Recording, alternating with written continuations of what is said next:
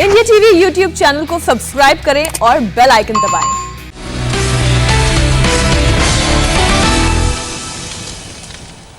और अब शुरू हो गया है चुनाव धमाका। ब्रेकिंग न्यूज का ऐसा तूफान जिसमें चुनाव से जुड़ी एक भी बड़ी और धमाकेदार खबर आपसे नहीं छूटेगी। मैं आपको बताऊंगा आज बीजेपी की किस रैली में बिग फाइट हुई, जूते चप्पल चले। चुनाव प्रचार का 24 घंटे का बैन खत्म होने के अगले ही दिन ममता बनर्जी ने चुनाव आयोग को एक और नोटिस देने की चुनौती क्यों दे दी। आधा चुनाव गुजर जाने के बाद पहली बार बंगाल में चुनाव प्रचार करने पहुंचे राहुल गांधी ने ऐसा क्या कह दिया जो कि ब्रेकिंग न्यूज बन गया।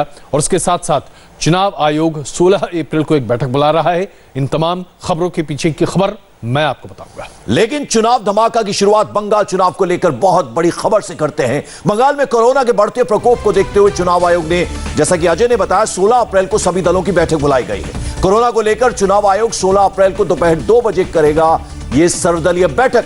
कोरोना महामारी को देखते हुए चुनाव आयोग की बुलाई इस मीटिंग को काफी महत्वपूर्ण, काफी अहम माना जा रहा है।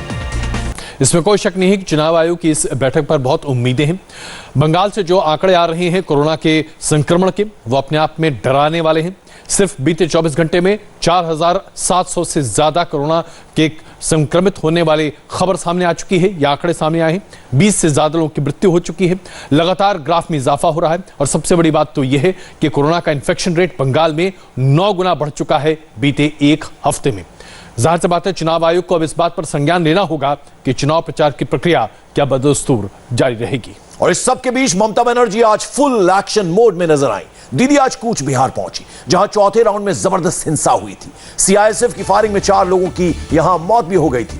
ममता बनर्जी ने शीतलकुची में पीड़ित परिवारों से मुलाकात की। इस दौरान ममता बनर्जी ने एक बार फिर इलेक्शन कमीशन पर हमला किया। ममता बनर्जी बोली, मुझे एक बार फिर चुनाव आयोग नोटिस भेज दे, लेकिन वो वही करेगी जो उन्हें करना है। सुनिए जरा दीदी ने क्या कहा। আমি বললে হয়তো ইলেকশন কমিশন আমাকে আরেকটা নোটিশ ধরাবে, তা ধরা, কিন্তু যারা মারা গিয়েছেন তাদের প্রতি তাদের যেন আমরা একটা করে মোমেন্টাম একটা করে স্ট্যাচু বা একটা করে শহীদ বেদি যেন তৈরি করে দিই। এবং এই শহীদ বেদি তৈরির দায়িত্ব আমি রবিকে দিচ্ছি। রবি পার্থর সাথে কথা বলে এটা করবে এবং সেটা আফটার ইলেকশন। সবচেয়ে দুঃখ হচ্ছে এইটুকুটুকু বাচ্চারা মারা গেছে, মানে এত অল্প বয়স। একজনের তো আমি দেখলাম বউ প্রেগনেন্ট, এনি টাইম বাচ্চা হবে। একজনের তো আমি দেখলাম একেবারে ছোট্ট শিশু, 1 মাসও মনে হয়নি, একেবারে ছোট্ট শিশু। আর একজনেরও আমি তাই দেখলাম মাত্র একটা বাচ্চা, এবং তার বড় ভাইও আগে মার্ডার হয়েছে। এই অবস্থা, এই পরিবারগুলোর এই অবস্থা, এবং আমি মনে করি বিচার হোক এবং টোটাল বিচার হওয়া দরকার। এবং যারা করেছে, যারাই দোষী হোক না কেন, তাদের শাস্তি আমরা করবই। এবং মনে রাখবেন এখন ইলেকশন চলছে, আমি নিজে এই কেসে আমাদের রাজ্য সরকারের পক্ষ থেকেও যা যা এনকোয়ারি করার আমরা করব। अपने समर्थकों तक पहुंचने की पूरी कोशिश कर रही है ममता बनर्जी। लेकिन जाहिर सी बात है लाशों पर राजनीति का यह पहला नमूना नहीं है। इससे पहले भी दंगों पर भी राजनीति होती रही है, जहां न जाने अनगिनत लाशें गिरती रही और उस पर भी राजनीति होती रही। एक बार फिर सीआरपीएफ के इस एक्शन पर जहां 4 लोगों की मृत्यु हुई, राजनीति हो रही है। क्या यह राजनीति इसी तरह से होती रहेगी? कूच बिहार में चुनाव आयोग पर अटैक करने के बाद ममता बनर्जी जलपाईगुड़ी पहुंची। जलपाईगुड़ी की रैली में अमित शाह ने ममता पर आरोप लगाए थे। जवाब में आज ममता ने पलटवार कर दिया और टारगेट पर थे प्रधानमंत्री मोदी और गृह मंत्री अमित शाह। जरा सुनिए यहां ममता बनर्जी ने क्या कहा। नरेंद्र मोदी और अमित शाह जलपाईगुड़ीতে এক ভাষণ দেয়, তো লেবঙ্গে গিয়ে আরেক ভাষণ দেয়, ধূপগুড়িতে গিয়ে এক ভাষণ দেয়, तो বনগাঁয় গিয়ে আরেক ভাষণ দেয়। কালকে লেবঙ্গে গিয়ে বলেছে हम तो एनआरसी का बात कभी नहीं कहा। বলেনি নাকি? শুনুন, আপনারা জানেন সেই সময় আমি মিটিং করতাম আর আমি কাসর ঘন্টা বাজাতাম যে বিজেপি লজ্জা, এনআরসি লজ্জা, এনপিআর লজ্জা, হতে দেবো না, হতে দেবো না। আবার কাল ধূপগুড়িতে গিয়ে মিটিং করে বলেছে ममता जी तो चाय भी पीता, चाय और चाय वाला को पसंद नहीं करते, घृणा करते हैं। এই ওয়ার্ড আমি বলি মমতা ব্যানার্জি চাও খায় আর চায়ওয়ালার দোকানে গিয়ে চাও বানিয়ে দেয়।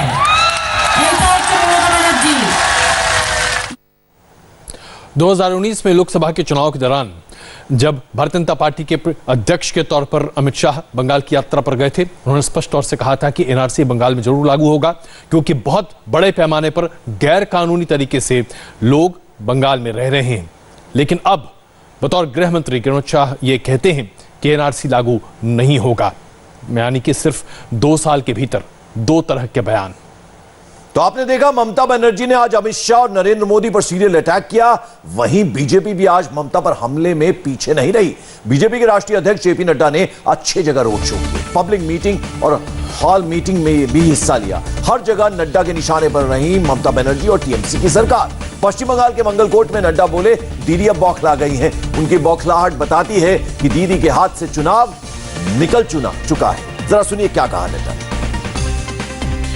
दीदी बौखलाए गेছে, बौखला गई हैं। गुस्सा, हमेशा गुस्सा, ये बताता है कि दीदी के हाथ से चुनाव निकल गया। टीएमसी साफ और भारतीय जनता पार्टी का आना तय हुआ। अभी उन पर 24 घंटे का बैन लगा था, बैन इलेक्शन कमीशन ने लगाया था। लेकिन दीदी ने क्या बोला था? दीदी ने एक मजहब के लोगों से निवेदन किया था, इकट्ठा हो जाओ।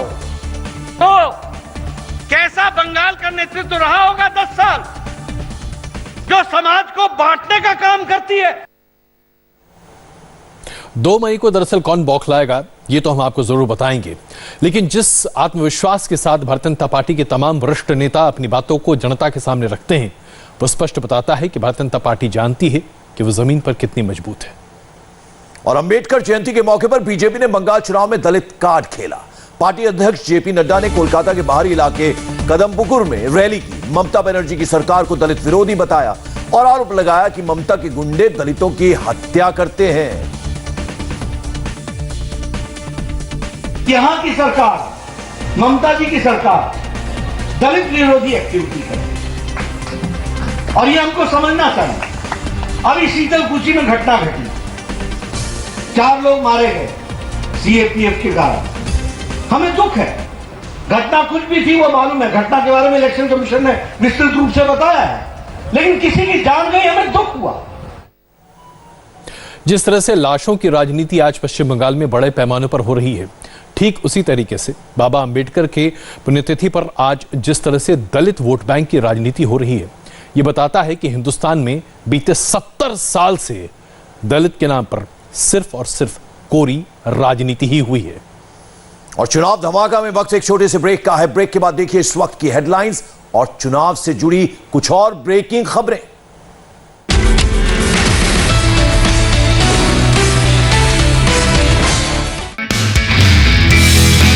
नमस्ते, मैं हूं मीनाक्षी जोशी। वीडियो और खबरों से अपडेट रहने के लिए India TV YouTube channel subscribe करें, बेल आइकन दबाना ना भूलें। जुड़े रहें इंडिया टीवी के साथ।